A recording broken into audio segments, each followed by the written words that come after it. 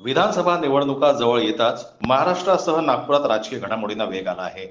प्रमुख राजकीय पक्ष तसेच कार्यकर्ते निवडणुकीचे मैदान तयार करण्याच्या तयारीला लागल्याचं चित्र समोर येत आहे.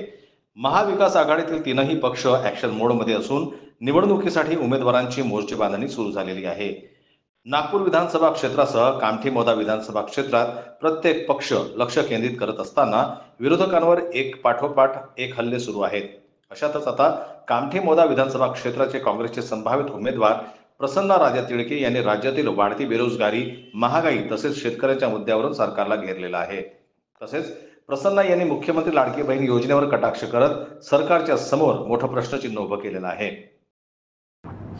आता जनतेमागे लोकसभा झाल्या, त्या पद्धतीने जनतेने जो कौल आघाडी सरकारला, महाविकास आघाडी सरकारला दिला, त्याच्या मागचं कारण आहे का 2014 पासून इथे बीजेपीचं जे सरकार आलेलं आहे महाराष्ट्रात आणि तुमच्या केंद्रात, ज्या पद्धतीने यांचा कारभार चालू आहे, महागाई वाढत चालली दिवसांदिवस, दिवसांदिवस बेरोजगारी वाढत चालली आहे, ज्या पद्धतीने शेतकऱ्यांच्या बद्दल त्यांच्या ज्या पद्धतीच्या त्यांनी आजपर्यंत ज्या काही योजना आल्या त्या पण सुद्धा त्यांनी शेतकऱ्यांच्या म्हणजे ते शेतकऱ्यांच्या पाठीशीच उभे नाही आहे. कुठलंच सरकार कोणाच्याच पाठीशी उभं नाही आहे. म्हणूनच ज्यांना महाराष्ट्रात ज्या पद्धतीने लोकांनी जो कौल महाविकास आघाडीला दिला, 14 पैकी म्हणजे ज्या काही सीटा निवडून आल्या लोकसभेचा, त्याचा निकालच तो दिलेला आहे की आम्हाला आता बीजेपी सरकार हे नुसतं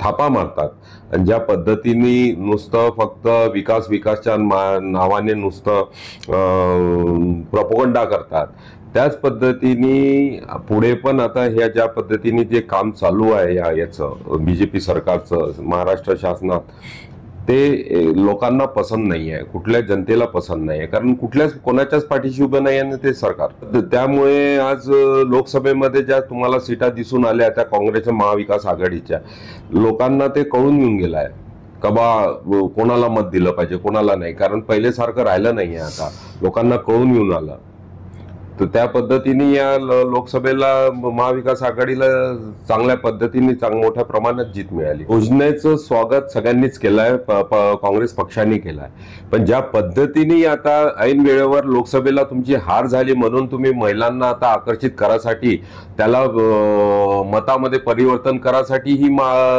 लाडकी बहीण आणली आहे. तुम्हाला हे का पहिले नाही दिसलं का?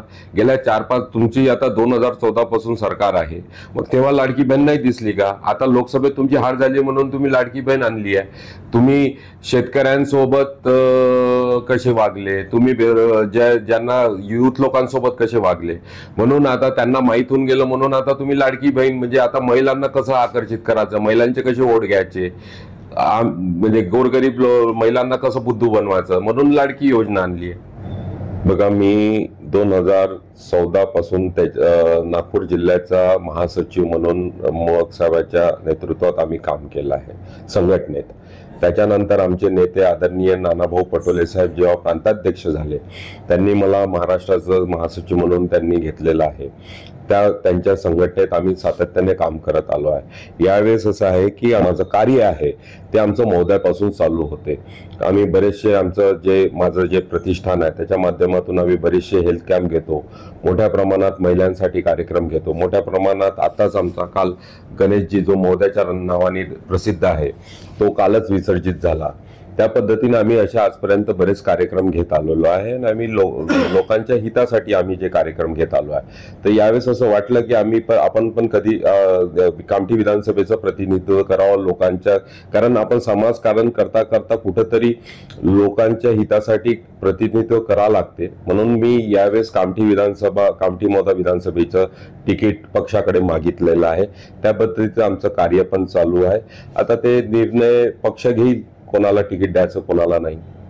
एकत्रित ज्या पद्धतीने आम्ही लोकसभा लढली ज्या पद्धतीने आदरणीय सुनील भाऊ केदार साहेबांच्या नेतृत्वात आणि आदरणीय सन्माननीय नानाभाऊ पटोले यांच्या नेतृत्वात ज्या पद्धतीने लढली एकजूट होऊन, तशीच आम्ही येणारी विधानसभा पण एकजूट होऊन लढवणार आहे. पण यावेळेस सगळे पण कोणालाही तिकीट असो, पण सगळे जितके काही कामठी मौदा विधानसभेचे जे काही काँग्रेसचे पदाधिकारी आहे, काँग्रेसचे नेते मंडळी आहे, सगळे एकजुटीने काम करू आणि यावेळेस कामठी विधानसभा ही नक्कीच काँग्रेसच्या वाटेला निवडून येणार. आम्ही पहिलेपासून काँग्रेस सोबत राहिलेलो आहे.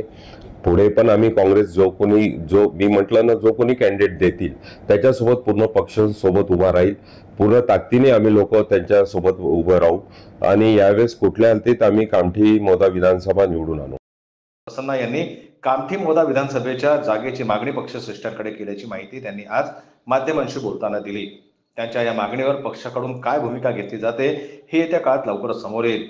परंतु तिकीट मिळाले नाही तरीही पक्षासोबत निष्ठावान राहून महाविकास आघाडीच्या उमेदवारासाठी जिद्दीने काम करून कामठी विधानसभा क्षेत्रात काँग्रेसला निवडून आणण्याचा ध्यास त्यांनी घेतलेला आहे. रजत पंडित, जनमत लाईव्ह न्यूज, नागपूर.